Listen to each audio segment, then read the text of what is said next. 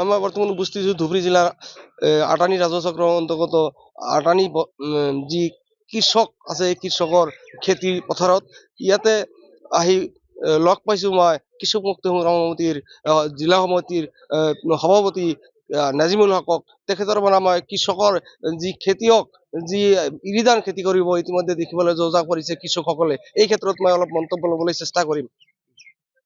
আমি ধুবুৰী জিলা কৃষক মুক্তি সংগ্ৰাম সমিতিয়ে আমি আজিৰ পৰা প্ৰতিটো কৃষকৰ ঘৰে ঘৰে আমি গৈ আছোঁ। আমাৰ দাবী হৈছে যে এই মুহূৰ্তত আমাৰ দুখীয়া কৃষকসকলে ইৰিধানৰ খেতি কৰি আছে আৰু ইলেক্ট্ৰিচিটি মটৰেৰে যিসকল কৃষকে এই খেতিত পানী দিয়াৰ ব্যৱস্থা কৰিছে আৰু এইসকল পৰিয়ালক মানে বিনামূলীয়া সংযোগ দিব লাগে, মটৰ সংযোগ দিব লাগে আৰু এইসকল পৰিয়ালক 3 মাহৰ কাৰণে ইলেক্ট্ৰিচিটি বিল ৰেহাই দিব লাগে।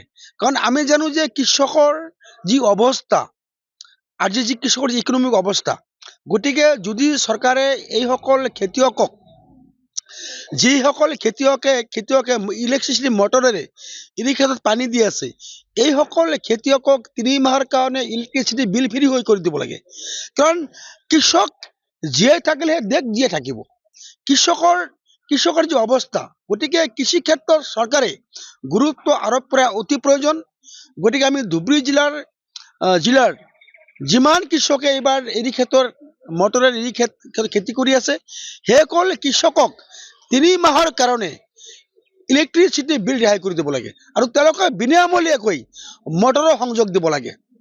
আমি দেখিছোঁ যে দেশ এখনত কৃষক যদি আগবাঢ়ি নাহে, কৃষকে খেতি নকৰিলে আমি খাম কি?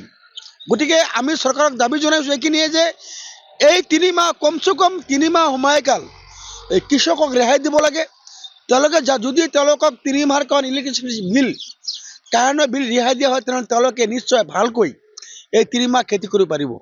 গতিকে আমি ধুবুৰী জিলা কৃষক সংগ্ৰাম সমিতিয়ে দাবী জনাইছোঁ যে এই 3 মাহ সময় কৃষকে খেতি কৰা, খেতি পথাৰত পানী দিয়া মটৰবিলাক তেওঁলোকে বহাইছে, এই মটৰবিলাকৰ সংযোগ ফ্ৰী কৰি দিব লাগে আৰু 3 মাহৰ কাৰণে তেওঁলোকৰ বিল ৰেহাই কৰি দিব লাগে, তেতিয়াহে কৃষক উপকৃত হ'ব। গতিকে আমি অসমৰ মুখ্যমন্ত্ৰী মহোদয়, অসমৰ বিভাগীয় মন্ত্ৰীক অনুৰোধ জনাইছোঁ, ধুবুৰী ডিষ্ট্ৰিক্টক অনুৰোধ জনাইছোঁ, APDCLক কৈছোঁ, আমাৰ আহ্বান যে এই 3 মাহৰ কাৰণে এই ক্ষেত্ৰত পানী দিয়া মটৰেৰে এই ক্ষেত্ৰত পানী দিয়া কৃষকক 3 মাহৰ কাৰণে ইলেক্ট্ৰিচিটি বিল ৰেহাই কৰি দিব লাগে আৰু আমি অচিৰেই এই বিষয়টো লৈ, এই দাবী লৈ আমি অচিৰেই এক ধৰ্ণা কাৰ্যসূচী বিল হিচাপত পালন কৰিম। মন্তব্য লৈছোঁ কৃষক মুক্তি সংগ্ৰাম সমিতিৰ যি ধুবুৰী জিলাৰ নাজিমুল হকৰ পৰা মন্তব্য লৈছোঁ। কৃষক জীয়াই নাথাকিলে দেশ জীয়াই নাথাকে। কাৰণটো হ'ল কৃষকৰ যি ইতিমধ্যে দেখিবলৈ পোৱা গৈছে ইৰিধান খেতি কৰিবলৈ যোজা কৰিছে, এই ইৰিধান খেতিত যি পানী দিব লাগে, মটৰ যি সংযোগ, বিদ্যুৎ যি মটৰ সংযোগ, এই সংযোগৰ বিষয় লৈ যদি মন্ত্ৰী অসমৰ মুখ্যমন্ত্ৰী হিমন্ত বিশ্ব শৰ্মা এই খেতিয়কৰ ওপৰত যদি দৃষ্টিগোচৰ নকৰে, খেতিয়কৰ বহুতো অসুবিধাৰ সন্মুখীন হ'ব লগা হয় দেখিবলৈ পোৱা যায়। বিগত দিনতো এনেকুৱা অৱস্থা হৈছিল, যিহেতু কৃষকে বিদ্যুৎ যদি সংযোগ দিব নোৱাৰে তেনেহ'লে বহুতো কৃষকৰ অসুবিধাৰ সন্মুখীন হয়। এই ক্ষেত্ৰত কৃষক মুক্তি সংগ্ৰাম সমিতিৰ সভাপতিয়ে, জিলা সভাপতিয়ে মন্তব্য কৰিছে, কৃষক জীয়াই নাথাকিলে দেশ জীয়াই নাথাকে।